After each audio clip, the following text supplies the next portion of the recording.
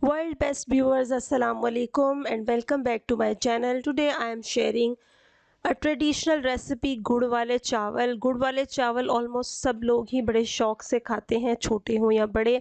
और ये बिल्कुल भी फैट क्रिएट नहीं करते क्योंकि इसमें गुड़ का इस्तेमाल होता है। और जब हम इन्हें खोए और बॉयल एग के साथ सर्व करेंगे तो ये मज़ा इनका और भी दोबाला हो जाएगा, बहुत मज़े के लगेंगे और बहुत इजीली इसको बनाया जा सकता है। रेसिपी को शुरू करते हैं। बिस्मिल्लाहिर्रहमानिर्रहीम। एक तरफ आप देख सकते हैं कि मैंने नारियल को बॉयल होने के लिए रखा है और दूसरी साइड पे पानी बॉयल होने के लिए रखा है। और नारियल के साथ ही मैंने डाल दिए बादाम। कुछ देर पहले नारियल को मैंने बॉईल किया क्योंकि नारियल ज़्यादा हार्ड होता है, और उसके बाद मैंने उसमें बादाम डाल दिए।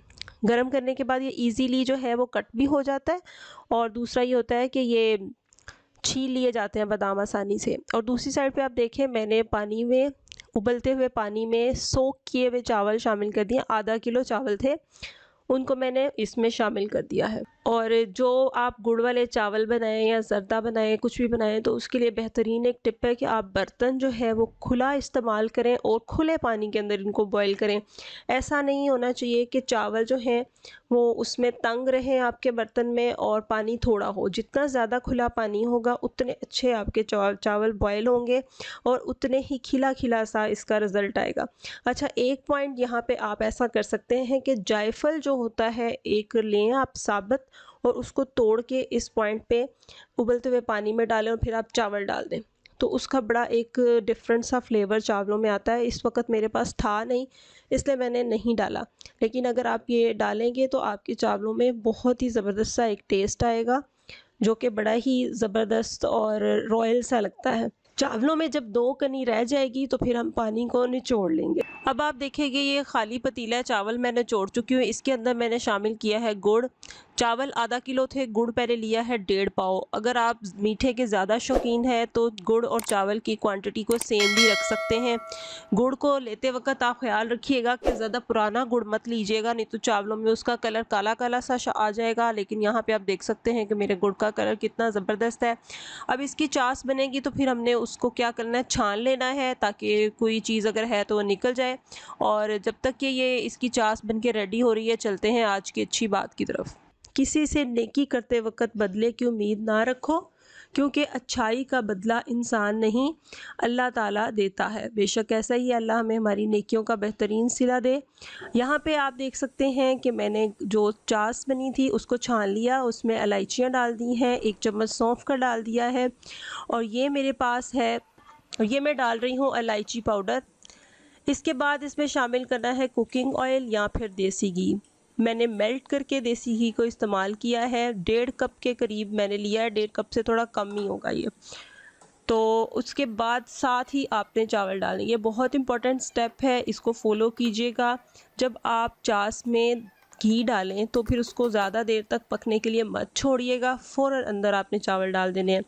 ऐसा क्यों करना है? ऐसा इसलिए करना है कि अगर आप घी डाल के ज़्यादा देर पकाते रहेंगे तो आपकी चास जो है वो हार्ड हो जाएगी और फिर चावल आपके सॉफ्ट नहीं रहेंगे बल्कि अकड़े अकड़े से बन जाएंगे। अक्सर ऐसा होता है कि गुड़ वाले चावल बहुत सख्त हो जाते हैं, उसकी वजह यही होती है कि घी डालने के बाद आप ज़्यादा देर जब उसको पकाते हैं तो फिर वो चास है वो थोड़ी हार्ड हो जाती है, जैसे एक तार बनना स्टार्ट हो जाती है, वैसा नहीं होना चाहिए। अब यहाँ पे आप देखें कि मैं शामिल कर रही हूँ बादाम, नारियल और ब्लैक कलर के मेरे पास मेवे थे, वो भी शामिल किए हैं। आप अपनी पसंद से जो भी नट्स आपको पसंद है वो भी शामिल कर सकते हैं, या इनमें से जो आपको पसंद नहीं वो स्किप कर सकते हैं। अब यहाँ पे ये देख सकते हैं कि चावलों में थोड़ा थोड़ा सा पानी है। इस स्टेज पे आपने चेक करना है, ये बहुत इंपॉर्टेंट टिप है, इसको गौर से आप अपने पल्ले बांध लीजिए कि क्या करना है। इस स्टेज पे आपको पानी नज़र आ रहा है, इस स्टेज पे आपने अपने चावलों की मुनासबत से ये फ़ैसला करना है कि आप इसको बगैर ढक्कन के ड्राई करेंगे या कि ढक्कन देंगे। अगर चावलों में कुछ कमी है मतलब गलने में, तो फिर आप फ़ौरन अपने ढक्कन के ऊपर कपड़ा कवर करें और रुमाल कोई भी जो किचन में हम यूज़ करते हैं वो कवर करें ढक्कन के ऊपर, और चूल्हा बिल्कुल आहिस्ता कर दें करते हैं जैसे दम का होता है, और फिर क्या करें कि उसको दम लगा दें तो चावल भी गल जाएंगे और बेहतरीन सा दम लग जाएगा, आपके चावलों में बेहतरीन सा रिज़ल्ट आएगा। लेकिन अगर आपके चावलों में भी कसर है और आपने तेज़ आंच रखी तो दम में चावल बहुत ज़्यादा नहीं गलेंगे, क्योंकि इसमें मीठा यूज़ हुआ है। तो इस वजह से आपने इस स्टेज पे बड़े कॉन्शियस रहना है। मैं यहाँ पे दम लगा चुकी हूँ और थोड़ी देर के बाद जब हम दम खोलेंगे तो आप देखिएगा कि इंशाल्लाह बहुत ही अच्छा सा चावलों का रिज़ल्ट आएगा। क्योंकि मेरे चावल गले हुए थे, इसलिए मैंने उसके ढक्कन को कवर नहीं किया कपड़े के साथ और मैंने पानी को ड्राई करके दम दिया है। अगर आप थोड़ा सा पानी बीच में रख के दम देंगे तो फिर आप कपड़ा ज़रूर लगाएंगे।